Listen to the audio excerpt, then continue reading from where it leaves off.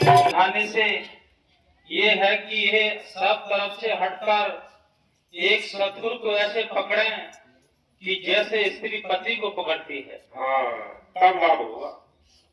ये कितनी बार सुन भाई, दोबारा सुना दी चला इनको। हाँ, संतों का मतलब जीव को समझाने और बुझाने से ये है कि ये सब तरफ से हटकर ख्याल रखा है। सब तरफ से इसका मतलब नहीं है कि आपने कोई खेती बाड़ी छोड़नी हो या बिजनेस व्यापार छोड़ना हो, ये नहीं छोड़ने हैं। क्या करना है, क्या ख्याल रखना है, इनके काम करने हैं, लेकिन अंदर से दिल उस मालिक के लिए रखना है, उस परमात्मा के लिए रखना है? जैसे नई दुल्हन आती है, खाने सोते हैं, बर्बाद पूरा कुटुंब होता है, सबकी सेवाएं भी करती है, सबको रोटियां बनाती है। अगर पति प्रदेश चल जाए, पति उसे देश जाने के लिए कोशिश करे, प्रदेश जाने के लिए कोशिश करे या जाए, तो तुरंत उसके साथ चल देती है। ऐसा ख्याल होना चाहिए, ऐसा ख्याल होना चाहिए। इसी प्रकार संतों का उदाहरण समझाने का तरीका है। क्या कहते हैं, इस संसार में रहो, संसार में रहना है, इनके काम नाम भी करो, सब कुछ करो, लेकिन ये दिल उस मालिक के लिए रखो, ध्यान उस मालिक के लिए रखो। संतों ने लिखा है कि ध्यान अगर तू सदगुरु से लगाए तो जीवन तेरा सुधर जाए। ये ध्यान लगाने को देखो, जीवन तभी तो सुधरेगा। जीवन तो आपको बहुत मिले हैं, कीड़े मकोड़े, पेड़ पौधे, पशु पक्षी, ये बहुत सारे जीवन है, लेकिन मन की भैंस से ये हीरा सा जन्म मिला है जिसको देवी देवता भी तरसते हैं। इस मनुष्य जीवन के लिए देवी देवता तरसते हैं। ये सारे ग्रंथ शास्त्र बताते हैं, जो देवी देवता जिसके लिए तरसते होंगे तो वो कोई खास चीज होगी, और उस खास चीज के लिए आप अंडे, मांस, मछली, दारू, गुटखा, बुरे कर्मों में फंस कर इसको गंवा रहे हो, तो फिर वो असली चीज कहां है? फिर हीरा कहां है? आपकी नजरों में अहमियत नहीं, आपने इस हीरा जन्म की अहमियत नहीं समझी। जिसने संतों की तलाश करके नाम का अभ्यास कर लिया, उसने इस जन्म की कीमत समझी है, अहमियत समझी है, वैल्यू समझी है। बाकी सब कीड़े मकोड़ों के समान इस समय को, इस जूनी को गुजारते जा रहे, जिसके लिए देवी देवता भी तरसते हैं। हाँ जी, सब तरफ से हटकर एक सदगुरु को ऐसे पकड़े कि जैसे स्त्री पति को पकड़ती है। देखो, कि फिर दूसरे से उसको गरज नहीं रहती। अच्छा, हाल है कि चेला तो कर लेते हैं और उसको उपदेश तीरथ व्रत और मूर्त का करते हैं। दुनिया में कैसे संत हैं आप देखो, हर एक इंसान ये कहता है कि बात तो एक ही है। उनके यहाँ जाओ तो बहुत भीड़ है, वहां जाओ तो बहुत संगत है, वहां जाओ तो वो भी राम राम कराते हैं, तो बात तो एक ही है। ये कैसे है भाई? एक तो वो है जो दुनिया में फंसा रही है, एक शक्ति वो है जो इस दुनिया से निकाल कर अपने घर ले जा रही है। तो फर्क नहीं है, दोनों में फर्क है, जमीन आसमान का फर्क है। बोलो, जिन संत कहते हैं जो पूजनीय देवी देवता ग्रंथ शास्त्र है, ये उन लोगों के लिए है जो त्रिलोकी की भक्ति करना चाहते हैं।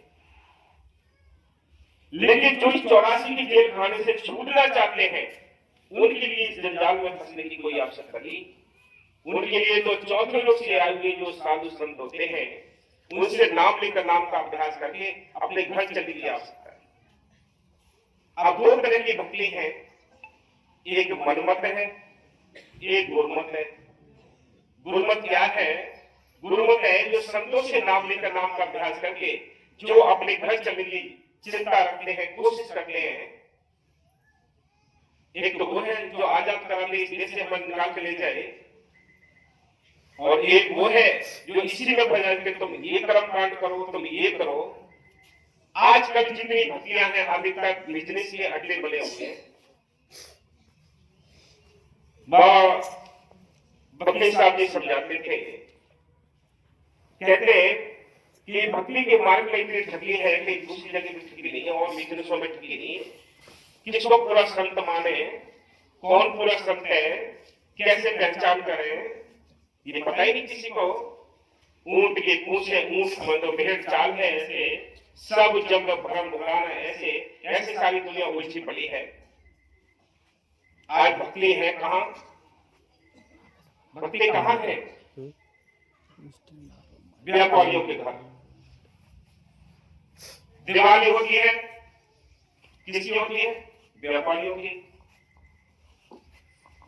दौड़ होती है, किसकी होती है? व्यापारियों की। बाकी तो आदमी में रहे सब। अरे जिसका हो जाए दाम चौगुना, कि जिसका 1 रुपए की चीज और 10 रुपए में बिक रही है, तो उजाला उसके घर है या तुम्हारे घर है? ये अपना विचार करके देखो। ऐसे इस हिंदू धर्म में इतने पाखंडवाद में फंसा दिया है कि ऊपर निकलना बड़ा मुश्किल है, बड़ा निकलना मुश्किल है। कितने करवा चौथ क्यों मनाते हैं? बहुत सारे संत महात्मा बताते भी हैं कि इनको मत बनाओ भाई। कितना पैसा खर्च होता है, सूरज कितना पैसा खर्च होता है, और कहते हैं कि भाई इसलिए करते हैं कि पति की आयु बढ़ जाए।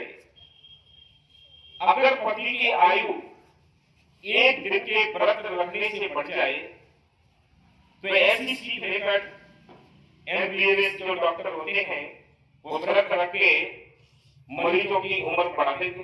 उनके हम आंकड़े जोड़ ले तो बढ़ा देंगे ना। अब एक निम्न जो परिवार होता है, उसके घर में कम से कम 10-5 हजार की तो ये करवा चौथ होती है। अच्छा और बड़ा परिवार है तो 50 लाख रुपये होती है। जो भी चीज लाया, फल लेकर आए, दुकानदारों से लाए, कपड़े लाए, दुकानदारों से लाए, सोने चांदी की चीजें लाए, व्यापारियों से लाए, खाने की चीजें लाए, व्यापारियों से लाए। किसी किसान से तो लाके देखो कोई चीज, किसान के लिए तो कुछ नहीं कहा। गांव में जाकर तो किसी ने कहा कि गांव से वो चीज ले आओ, सारी चीजें वहीं मिलती है। क्यों मिलती है वहां? ये सारे ही काम, एक शब्द लिखा है, भजन लिखा है, होली दौज दिवाली मेला ये शानों के धंधे, जनता भेड़ मोड़े में मिले थे, ये सोच समझ के अंधे। ये जनता भेड़ है, ये 6 महीने में किसी न किसी त्योहार से मुड़ जाती है। इसलिए संत कहते हैं इनमें भक्ति करते हैं, इनमें भक्ति कर रखी है। संत कहते हैं छोड़ो ये पाखंड में कुछ नहीं रे साधो, पाखंड में कुछ नहीं रे, पाखंड के अंदर घूमे 84 खोज करो भटमाई रे। क्या घर के अंदर समाधि की तलाश करो भाई, वो मालिक तुम्हारे अंदर बैठा है। संतों के जरिए मिलेगा, पहले भी संतों के जरिए मिला है, आज भी मिलेगा, आगे भी मिलेगा। कि संतों के जरिए मिलेगा, ये कर्म कांड से नहीं मिलता। तो जितने हम बाहर के लिए कर्म कांड करते हैं, इनमें विचार करके तो देखो, ये किसने दौड़ चलाई। अभी आपने देखा होगा कि दौड़ में अगर 4 भाई है तो 4 गोले ले जाने हैं। गरीब देखते हैं छोटे छोटे, जो काम चलाए छोटे छोटे से चलाने।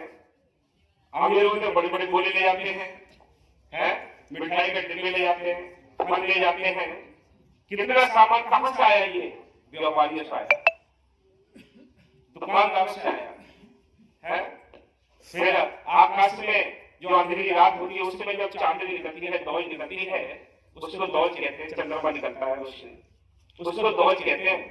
अब आपने 10,000 रुपए खर्च करे तो उजाला किसके घर हुआ? वो एक साल की रोटी कमा लेते हैं। अंधेरा आपके घर हुआ, अंधेरा तो आपके घर हो रहा है।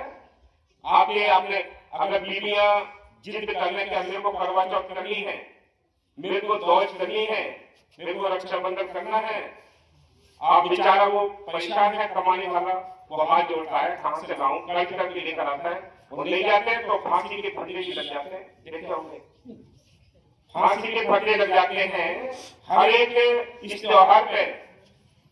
देखा होगा कि ऐसी न्यूज़ आती हैं कि वे मना कर दिया कि मेरे पास पैसे नहीं है तो फांसी लगा दी, बस हो गया काम, होगी नौज पूरी। ये पाखंड है, इस पाखंड से निकलो, इस पाखंड से निकल के अपने घर चलो। तो आप ये विचार तो करो कि हम किसने बनाई है ये चीज, ये किसने बनाई है ये तो बता दो। कौन से ग्रंथ शास्त्र के अंदर लिखा है, कौन सा ये देवता है, कौन सा करवा चौथ देवता है, कौन सा दौज देवता है, ये कोई बता दो तो दिखाओ। कौन सा इसका फोटो बना है? धर्म पाखंड में सारी चीजें पड़ी है। एक दिन के व्रत करने से सब कहते हैं पूरे साल तू तेले खाले भल्ले ठूसले ये करती है, और एक दिन के व्रत करने से कोई प्रेम शुरू बढ़ जाएगा। करवा चौथ तो वो है कि विचार मिलाकर आप उसमें प्रेम से मिलकर परिवार की गाड़ी को चलाना है। गाड़ी के 2 पहिए होते हैं, दोनों पहिए इस गृहस्थी की गाड़ी के 2 पहिए होते हैं।